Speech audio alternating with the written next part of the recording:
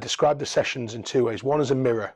So when you're within the microcosm, when you're within the wood of your job, sometimes you can't see the trees, and you can get hung up on small things, you can get hung up on big things, but Lee effectively holds a mirror to you. So you, obviously verbally, not physically, but he does that by way of getting you to describe the situations you've been in and the environment that you're in and how you react to that. So in my case, that's engaging with prospective customers and trying to sell our services. And so we go through particular specific scenarios and examples, and he plays that back to you and gives you alternatives. And you can't do that with your boss. You can't do that necessarily with the people closest around you, because most of them aren't salespeople. You can't do it with your boss because if you haven't been successful, then you're just highlighting that fact. You can't really open up to a boss in the same way that you can to a trusted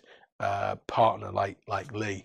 I'm absolutely positive that I'll still be in this role at the end of this year. I think that is in no small part due to the influence that Lee's had on me. I would recommend Lee for a number of reasons. He's clearly had an enormous amount of experience in my sector, which is sales.